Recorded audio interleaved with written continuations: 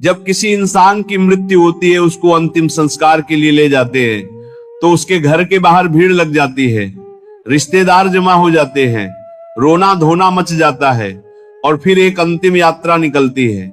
शमशान घाट की ओर राम नाम सत्य है के नारे लगते हैं और उस शरीर को, जिसे कल तक मखमल के गद्दों पर नींद नहीं आती थी, लकड़ियों के ढेर पर लिटा दिया जाता है।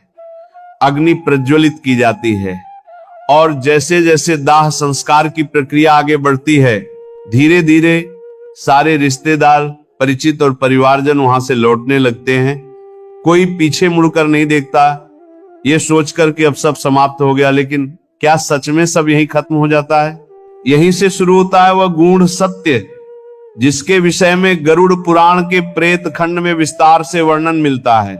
जब शमशान में अंतिम व्यक्ति भी चला जाता है, जब चिता की अग्नि शांत होने लगती है और केवल गर्म राख तथा सन्नाटा शेष रह जाता है, तब वहां एक सत्ता उपस्थित रहती है। वह कोई जीवित मनुष्य नहीं होता, वह उसी मृतक की आत्मा होती है जो अपनी ही राख के समीप खड़ी होकर उस दृश्य को देख रही होती है।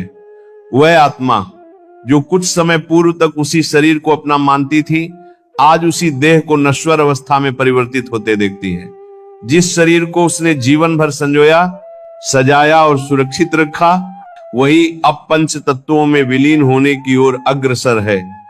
दाह संस्कार के ठीक बाद का एक समय आत्मा के लिए अत्यंत भारी और पीड़ादायक होता है।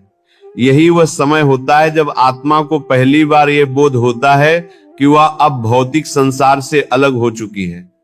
श्मशान की उस गहन निस्तब्धता में आत्मा के साथ अनेक अनुभव घटित होते हैं। आत्मा वही घंटों तक खड़ी रहती है।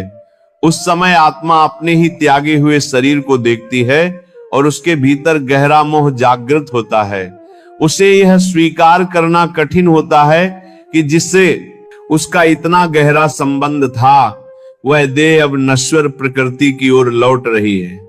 यह अनुभव आत्मा के लिए अत्यंत भारी और असहनीय होता है। इसके बाद दाह संस्कार की अंतिम विधि पूरी होती है, जिसे शास्त्रों में कपाल क्रिया कहा गया है।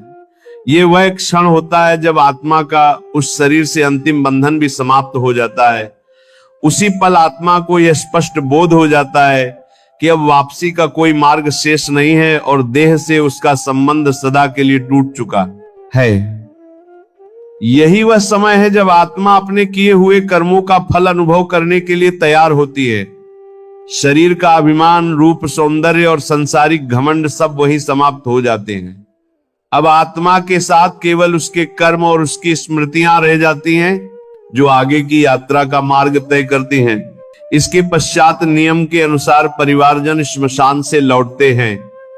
शास्त्रों में कहा गया है कि लौटते समय पीछे मुड़कर नहीं देखना चाहिए। इसके पीछे कारण यह है कि उस समय आत्मा मोहवश अपने प्रियजनों के पीछे जाना चाहती है। वह उन्हें पुकारती है, उन्हें रोकने का प्रयास करती है, परंतु उसकी कोई ध्वनि स्थूल संसार तक नहीं पहुंचती। यही वह क्षण होता है जब आत्मा को यह बोध होता है कि संसार के सभी संबंध शरीर तक ही सीमित थे। श्मशान भूमि भगवान शिव का क्षेत्र मानी जाती है, किंतु यह अतृप्त आत्माओं का भी स्थान है।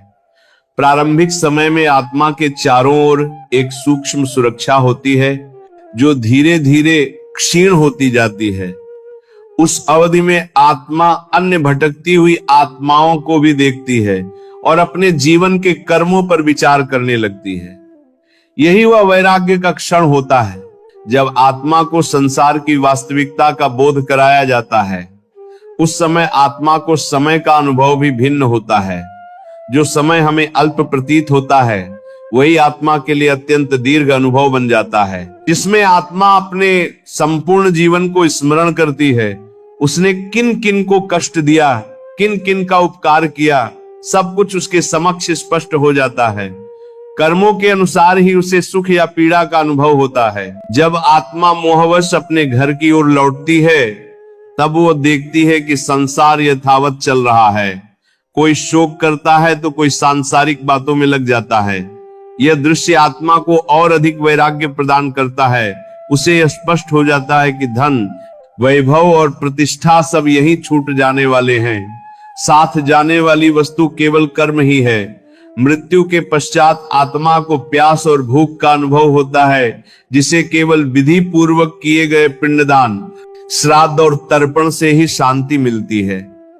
ये क्रियाएं शरीर के लिए नहीं, आत्मा की यात्रा के लिए आवश्यक मानी गई हैं। अंततः भक्तों, ये समस्त वर्णन हमें डराने के लिए नहीं बल्कि जगाने के लिए है।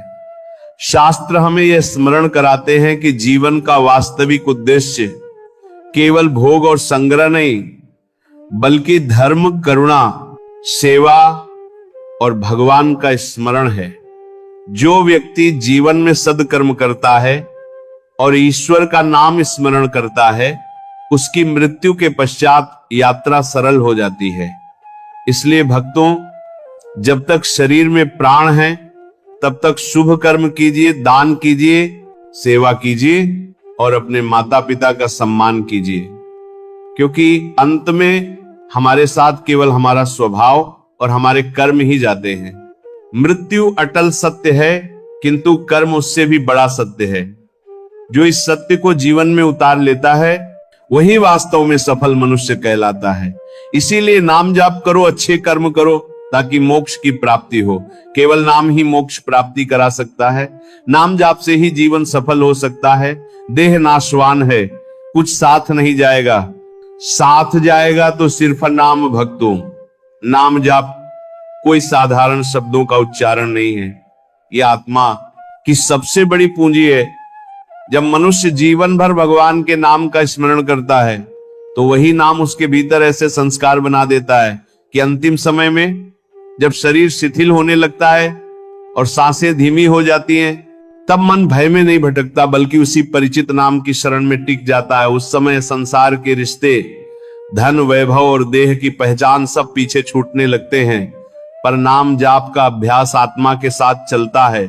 इसीलिए अंतिम 1 घंटे में आत्मा को सहारा मिलता है, मन में घबराहट नहीं रहती, क्योंकि नाम मन को याद दिलाता है कि तू अकेली नहीं है, ईश्वर तेरे साथ है। शास्त्र कहते हैं कि जैसा चिंतन जीवन में होता है वैसा ही भाव अंत में जागृत होता है। इसीलिए जो व्यक्ति नाम जाप करता है उसके भीतर मोह धीरे धीरे ढीला पड़ जाता है, और जब मोह कम होता है तो आत्मा को आगे बढ़ने में शांति मिलती है।